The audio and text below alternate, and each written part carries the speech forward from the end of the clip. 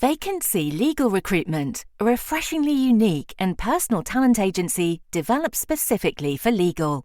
Dedicated to the sector and with extensive experience working across legal services and legal technology, we bridge the gap between your requirements and top-tier legal talent. Get in touch today and say hello at vacancy.co.uk.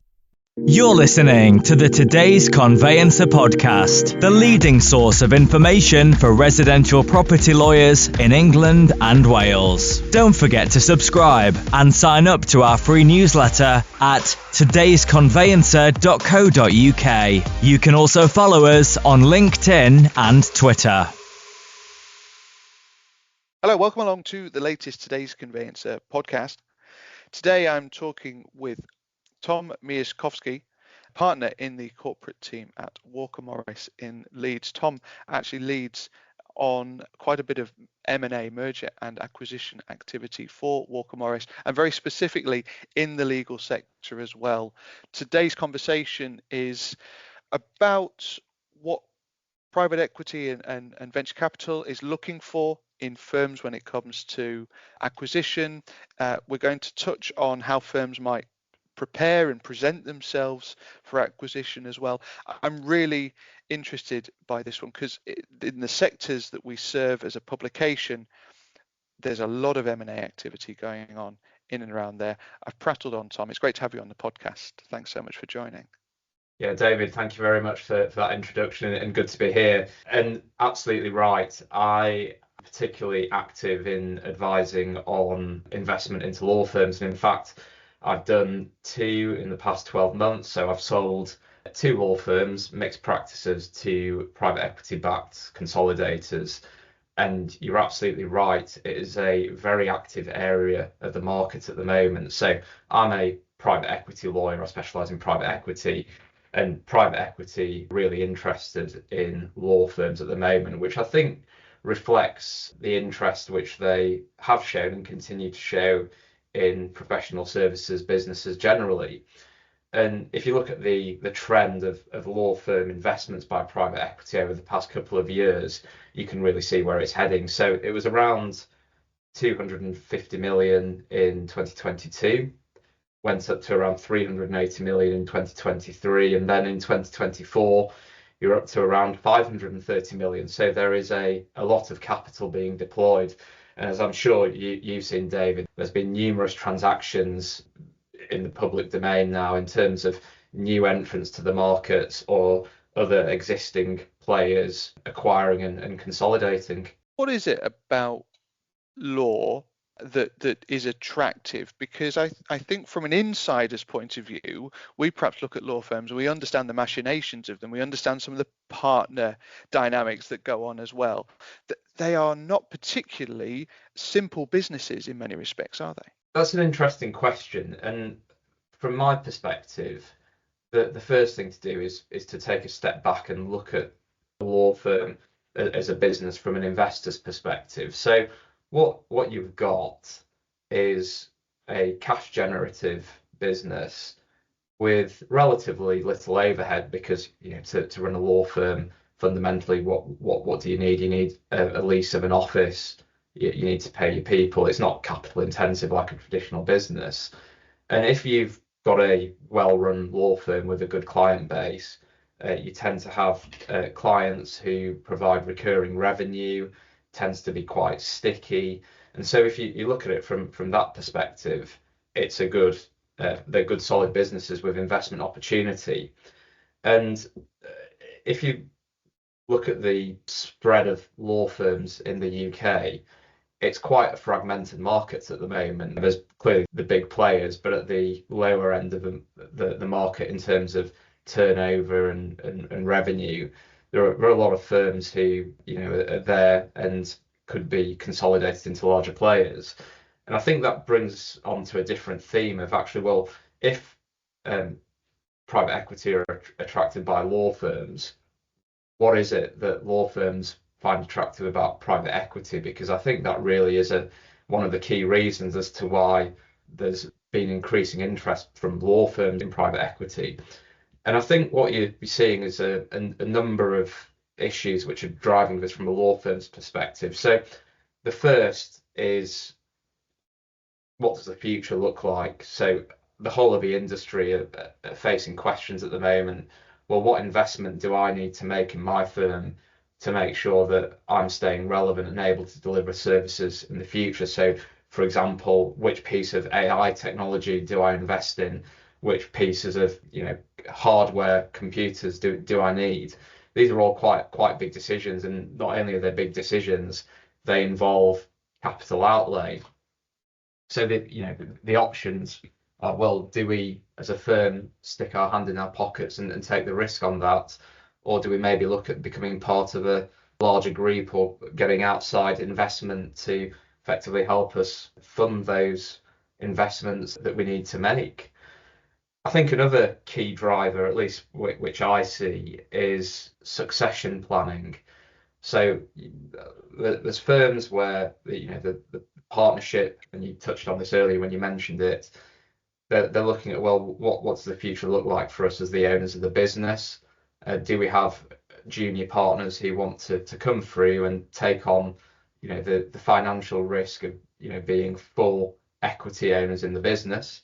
It may be that for various reasons that's not quite as appealing anymore to the next generation of younger partners as it once was, and a private equity backed structure where there's a bit less financial risk for the younger partners but a relatively equal opportunity of financial reward works for everybody, because it creates a bit of an exit for the existing partners and a good new platform for the up and coming partners. So I think from my perspective, those are some of the key drivers that you're seeing in the market at the moment. Obviously, accountancy went through a very similar process a little while ago, massive amount of consolidation there. I always use the example of my own father, who's a GP, and you've got similar succession issues within medical, where, to your point about people either not being able to afford to buy in or not wanting to be tied to being bought into a particular place. For example, you live in a lovely part of the world, I live in a lovely part of the world, but there are plenty of places that aren't. That's certainly something that I see. What kind of investment is private equity looking to take in the short term? Is it a minority stake that they take, or do they look to take a larger chunk of the pie initially? It depends on the objectives both of the particular private equity house, but also the objectives of the law firm which is seeking investment. So taking each of those in turn, there are certain private equity houses which effectively specialize in and only want to do minority investments. So for example, they'd want to provide for some growth capital and allow the founders or the partners to retain the majority interest to drive that investment. And similarly, it depends from the law firm partners who are seeking the investment. What are they looking for? Are they looking for a complete exit of their partnership interests, or are they looking much sort of longer term? They're looking for a minority partner with perhaps not as much control over the direction of the business, but there to provide capital, provide guidance on a more minority basis. And it's really finding the right fit between investor and law firm that is critical, I think, to give the investment the best chance of success. You've got some consolidators in and around legal services, and you've alluded to one or two of those. You've got people like Knights. We're talking in the days after Stowe have done another acquisition in the family space. Is there a recognition by private equity that they want to create national brand and national awareness? Is there an understanding that law is quite different in that sense? It's hugely fragmented. What's your kind of take on what they're trying to achieve from some of this investment? Or is it purely that they recognize capital rich businesses that are going to deliver them ROI? Yeah, absolutely. The ROI point is important, and that plays to part of consolidation. But from my perspective, the current platforms in the legal services space which are consolidating are not just looking at that, they are looking at creating a brand that is recognizable in the market, not only by clients, but also by other lawyers who are considering what does their future career look like, and what are the prospects. The interesting thing about the consolidation model is you have the actual brand of the services business under which all the firms are consolidated. But if you look at the firms which have been acquired by the consolidators, each of those in the own markets in which they operate have very strong brands themselves. So there is, to some extent, a almost multiplier effect on that, in that you've got the brand power of the firms under it, and then you've got the consolidated umbrella on top, which, as they grow in size above 100 million, 150 million onwards, are going to become pretty significant players in the legal services market. Because as you'll know, David, if you've got let's say a law firm or a group that is heading towards the 100 to 150 million turnover number, you're well into the top 50 UK law firms. Well, I don't have one of those firms. I wish I did in many respects. There's a lot of activity in and around conveyancing. We've mentioned family as well. I think the private client market will start to see some of that activity as well. We're about to enter into a period of time that's been described as the great wealth transfer, the death of the baby boomer generation. There's a whole load of probate work that's going to sort of happen over the next 20, 30 years. Is there a profile of firm or an area of work that these private equity houses recognize as an opportunity? Is it consumer law? Is it corporate law, for example?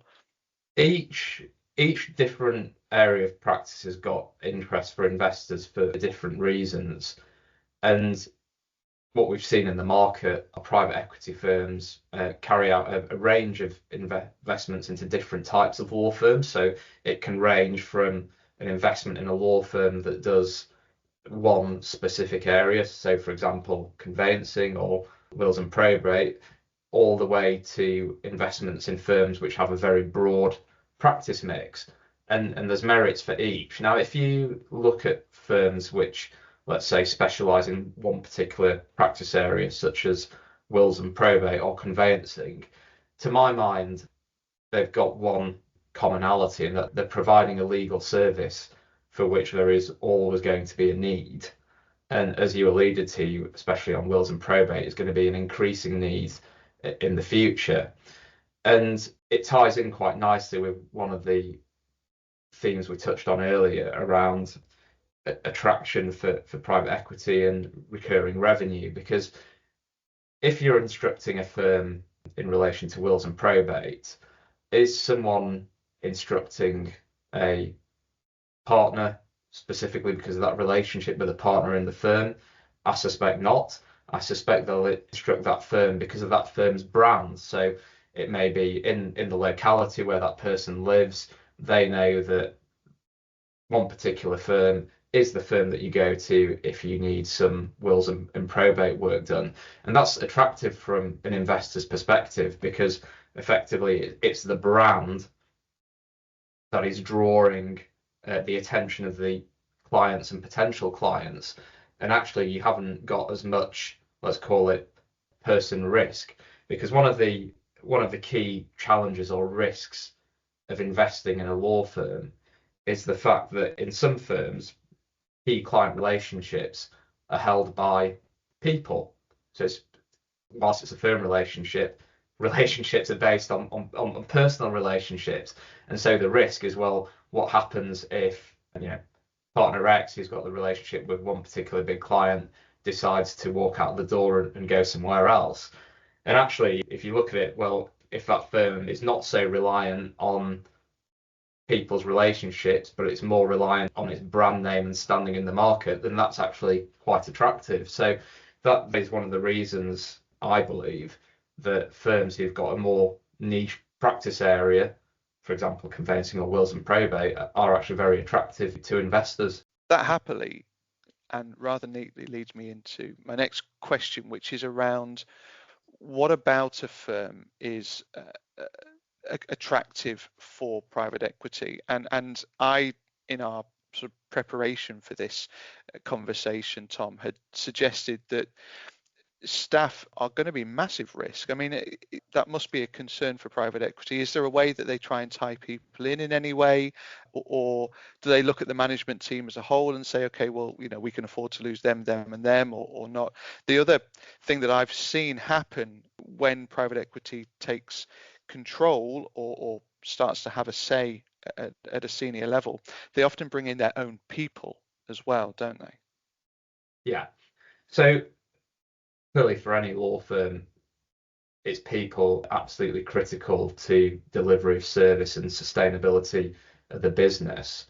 And so part of the initial decision to invest is the investor's assessment of the people in the firm. So that the management team who are running the business, do they believe that they have got the strategic vision and capabilities to grow the firm? And clearly, if a decision has been made to invest, the answer to that is yes. So, as you rightly point out, objective is to make sure that those people are staying in the business. But also the other objective is to make sure that all the other fee earners throughout the business, from associate level, even trainee, paralegal, are all incentivized and want to stay. So how do you do that? Starting on the more nebulous part, but it is an important one, is cultural fit. So there has to be an alignment in terms of the culture at the firm and the investor. And when any law firm or investor is considering partnering, that exploration of cultural fit is going to be near the top of the list. And once you make a decision that we think we're a good cultural fit, the potential financials and business plan makes sense, attention then turns to, well, how do we make sure people want to stay in the business? And there's a variety of ways to do that. So from a purely deal perspective, when the partners of a firm sell their interests in the firm, be that the shares in the company or the partnership interests in the LLP, the traditional deal structure is effectively not to pay the whole of the total purchase price up front, but maybe to pay, let's say, 50 or 60% up front, and then to have the other, let's say, 40 or 50% contingent upon future financial performance of the business, but also key people staying in the business. So, for example, let's say you're a partner who sold your interest in the firm, and then 2 months later you decide it's not the thing for you and you want to leave the firm. Generally speaking, you'll lose your entitlement to being paid future amounts on the initial sale price. So that's one method to keep people tied in. Another method is looking at actually what does the incentive package look like going forward. And one of the real benefits of private equity is that they can be very creative in terms of the structures that they can put in place to incentivize not only partners but other members of staff. So it ranges from things such as giving them tips, so effectively future pay dependent upon performance of the business. They can give them an equity stake in the business, so if the value of the firm grows and when it's eventually sold, they can share in the growth of that firm as well. And not only that, you've got the usual things such as bonus and other incentives. And in terms of the incentive package, I think one of the attractions for firms joining a larger, let's say, consolidator, is that it gives them access to things which they can use to incentivize their staff from a larger platform, which they themselves may not have been able to offer. So even things such as medical care, cycle to work schemes, even though those can seem like relatively small things in the grand picture, they are actually very important in terms of the overall package which a firm offers to its people to make sure that they're staying competitive and that people want to be there. When you mentioned culture, I'm afraid there's a chuckle on my side, because the pessimist in me reads of firms who suddenly come together and there's a real cultural fit of some description, but the reality is behind the scenes there's often, whether there's financial difficulties or succession issues. That's a real challenge, isn't it, where you've got to sort of balance the needs of the business against actually what the realities of that cultural fit is going to be. Yeah, absolutely. And in terms of cultural fit, there's some investors that want to take the driving seat in how things are run. There are others which perhaps would want to take a more consultative approach. And from a firm's perspective, especially the firm's management, it really depends as to what they want. Do they want someone to consult with, or do they want more somebody to effectively guide them? But the important thing about private equity investment is it creates alignment between the investor and also the firm, and especially the people managing it, because ultimately the investment is being made in order to achieve an exit at some point in the future and to create value so that everybody shares an increased value. So that in of itself creates strong alignment between the private equity house investor and the management team.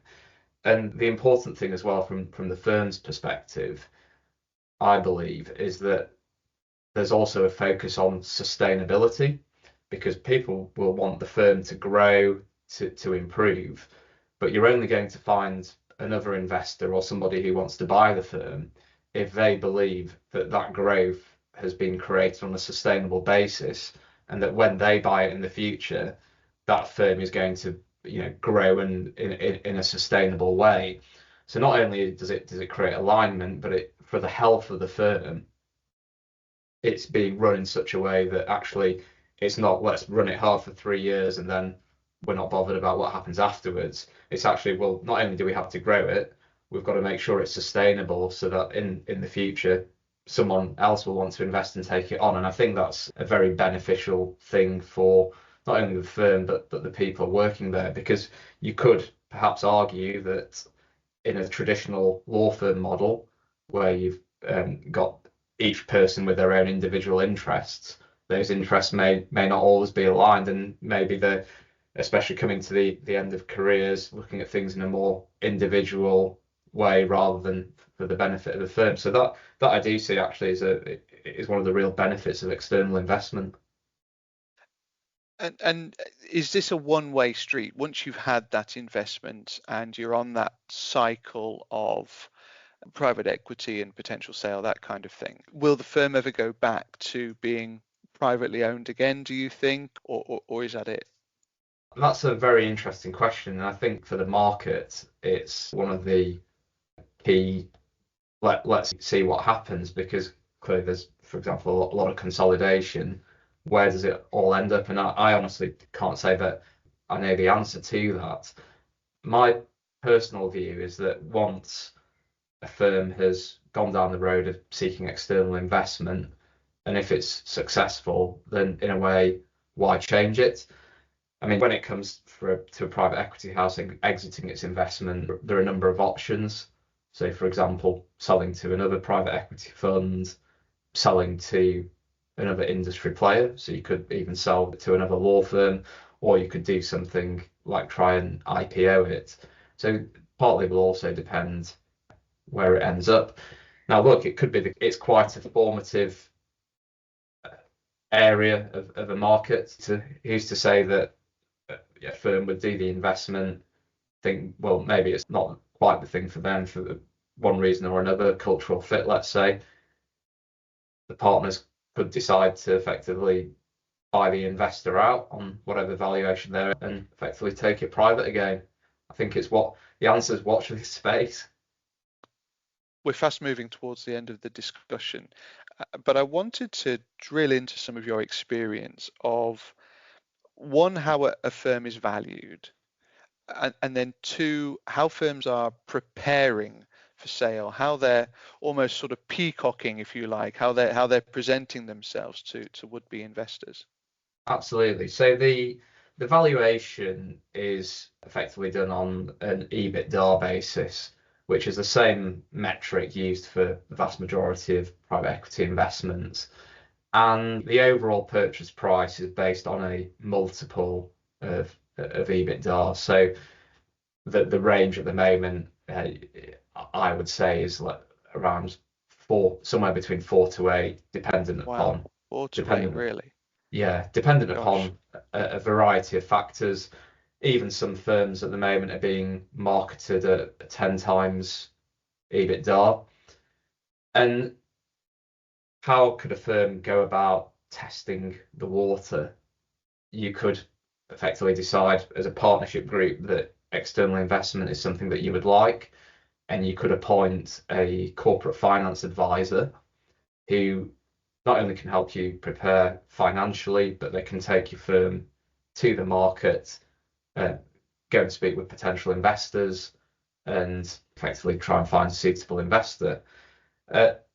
Another option is effectively to identify the investor that you may want to work with and go and knock on their door. And what we do see as well is investors directly approaching law firms to ask them if it's something they'd consider, because if you consider how law firms are, the decision to effectively go and market your law firm for sale is actually quite a big decision to take.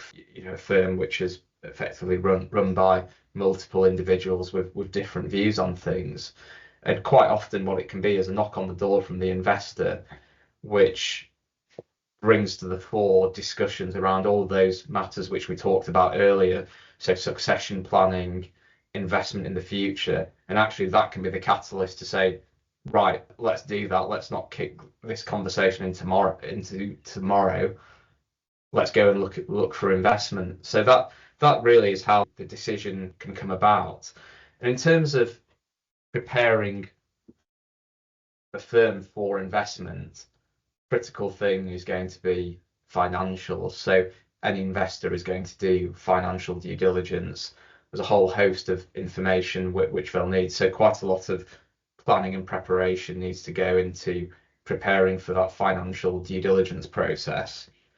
And once you're into that process, so you've decided, right, we're doing financial due diligence, we're going to try and do a transaction, you're then into legal due diligence. So any investor's going to due diligence the firm, they're going to look at all the usual areas. So they'll look at employment, they'll look at regulatory compliance with the SRA rules. If you've got a lease of an office or you own your premises, they'll diligence that. They'll look at the whole gamut. And I'm sure as any corporate lawyer listening to this could tell you, it's a pretty intensive process to go through all of that. And I think what makes it even more challenging for a law firm is the fact that you have to keep generally the whole process within a pretty tightly knit group of people, because confidentiality is absolutely key.